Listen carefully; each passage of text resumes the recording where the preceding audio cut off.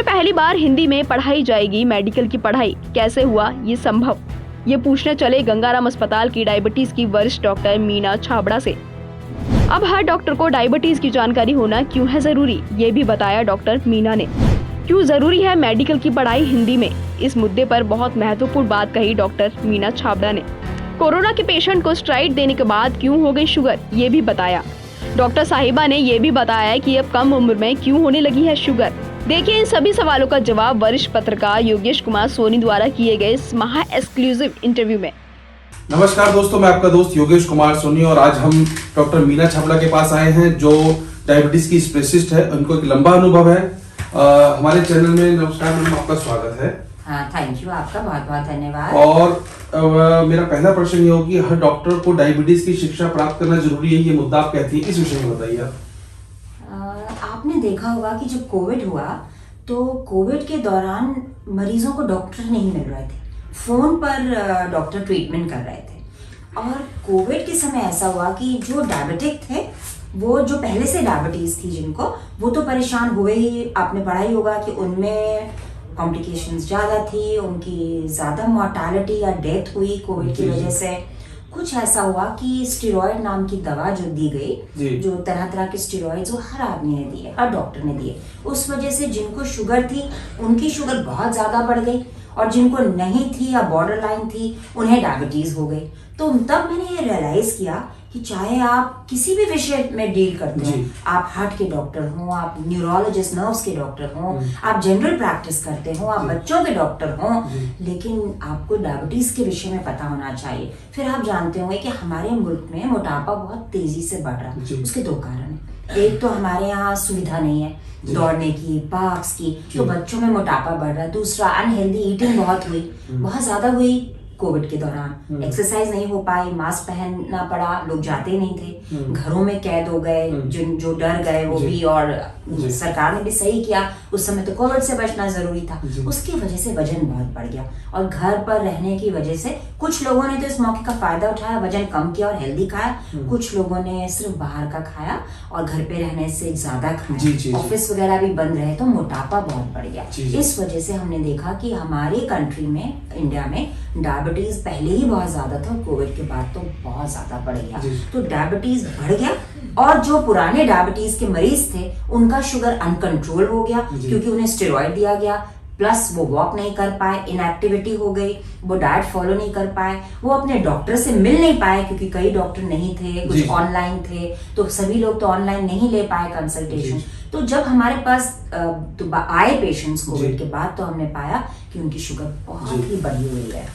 अभी हाल ही में आप मेडिकल की शिक्षा भी दे रही हैं, और जैसा कि हमारे देश में और जिस परिवेश में हिंदुस्तान है, वहाँ इंग्लिश में ही मेडिकल की पढ़ाई है, और आपने इस बात को क्रिएट करा, मतलब इस इतिहास को आप लिखने जानिए कि हिंदी में भी मेडिकल की शिक्षा होनी चाहिए। तो इससे क्या फायदा मिलेगा, और इस विषय में आप क्या सोचती हैं? ये आपने मैं आपको पहले इसका संदर्भ बता दूं कि मैं कॉन्फ्रेंस में गई, तो वहाँ मैं चेयरमैन थी research society for the study of diabetes in India की, दिल्ली चैप्टर की मैं चेयरमैन हूँ।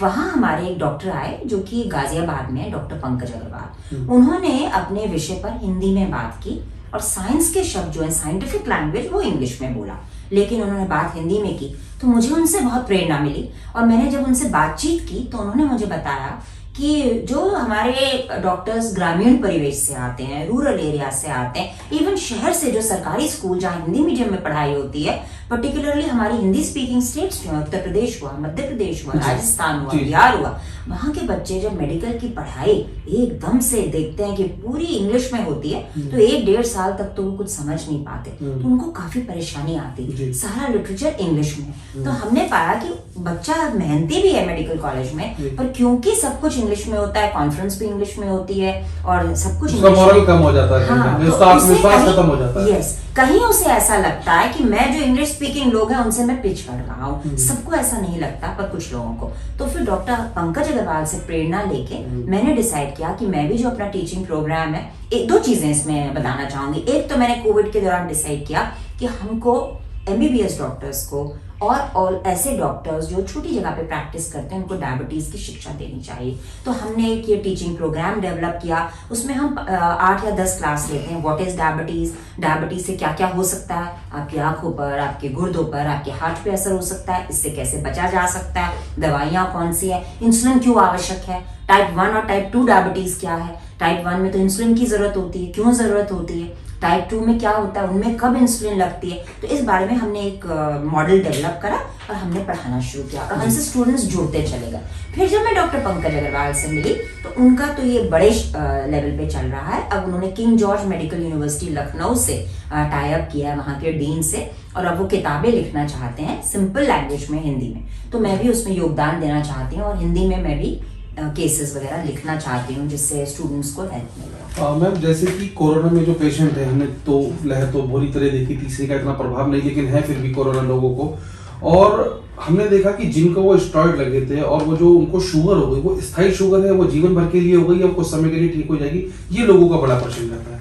तो ये बहुत ही अच्छा सवाल पूछा। तो कई प्रकार के लोग, मैंने आपको बताया कि जिनको शुगर पहले से थी उनको बहुत ज्यादा बढ़ गई स्टेरॉइड देने से, उनको इंसुलिन लगना पड़ा। फिर जब स्टेरॉइड हटाए गए तो कईयों में इंसुलिन बंद हो गया।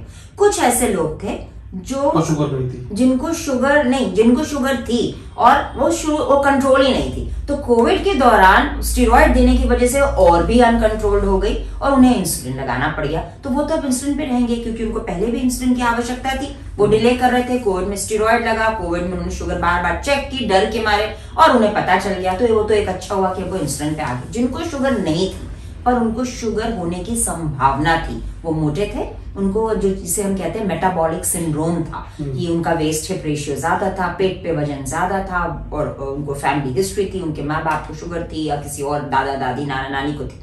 ऐसे मरीजों को जब स्टेरॉइड दिया गया तो या तो वो बॉर्डर लाइन डायबिटिक हो गए और या फिर वो बॉर्डर लाइन थे तो उनको डायबिटीज हो गई। और अभी कुछ ऐसे पेपर भी आए हैं कि कोविड के बाद शुगर बहुत बढ़ी है, तो अभी रिसर्च चल रही है कि क्या Covid virus pancreatic beta cells जो इंसुलिन बनाते हैं उन्हें क्या वो डैमेज करता है। ये रिसर्च अभी चल रही है। कोविड के बाद हमने देखा कि टाइप 1 की भी संख्या बढ़ी और टाइप 2 की भी। तो ये टाइप 2 तो हम माना जा सकता है कि लोग चल नहीं रहे थे, लोग गलत खा पी रहे थे, मोटापा बढ़ रहा था, पर टाइप 1 क्यों बढ़ गया? टाइप 1 तो तब होता है जब बीटा सेल डैमेज हो जाते हैं। तो क्या वायरस ने डायरेक्ट बीटा सेल को डैमेज किया? ये भी एक सवाल है। और यस, ये है कि जिनको temporary border line sugar I या शुगर हो गई स्टेरॉइड से, बंद करने पे रिवर्स हो जाएगी। और रिवर्सल या रिमिशन तभी तक पॉसिबल है जब तक वो लाइफस्टाइल सही रखेंगे। क्योंकि ऐसे लोग जिनको स्टेरॉइड देने से शुगर हुई उन्हें हम कहते हैं पोटेंशियल डायबिटिक। जैसे जिन महिलाओं को प्रेगनेंसी या गर्भावस्था में शुगर होती है, वो उनको भी आगे होने की संभावना होती है, उन्हें भी कहा जाता है पोटेंशियल डायबिटिक। आज वो जीडीएम है, जेस्टेशनल डायबिटिक है, गर्भावस्था में हुई है, आगे होने की संभावना है। तो ऐसे ही स्टेरॉइड से जिनको हुई उनको पूरी संभावना है शुगर होने की। वो तभी बच सकते हैं यदि वो लाइफस्टाइल, और लाइफस्टाइल में वेट वजन कम करना और खान-पान पे ध्यान। जी मैम, एक्चुअली कम उम्र में भी शुगर है। आप तो कहते हैं पैदा हुए बच्चे को शुगर है, 5 साल के बच्चे को शुगर है, बड़ा चिंता का विषय है। क्या सुधारने की जरूरत है? और उनको जो शुगर हो गई, क्या उन बच्चों का भविष्य है? क्या वो आगे मेडिकल तो इसमें दो तरह से है कि जो छोटे बच्चों को शुगर होती है ना, तो वो तो यूजुअली टाइप 1 होती है जिसमें पैनक्रियास का बीटा सेल्स डैमेज हो जाते हैं। तो वो एक अलग ही विषय है, बहुत बड़ा विषय, कभी उस पर भी बात करेंगे। टाइप 1 पे वहां तो इंसुलिन के अलावा कोई चारा नहीं है, बच्चों को इंसुलिन लगता है। आजकल पंप्स वगैरह आ गए हैं तो हो सकता है पंप वगैरह पे चला जाए। हमें टाइप 2 पे कंसंट्रेट करना है। हमारे मुल्क में अगर आप चाहें तो कर सकते हैं। आप जर्नलिस्ट हैं, आपकी रीच बहुत ज्यादा है, हमें स्कूली बच्चों से बात करनी है।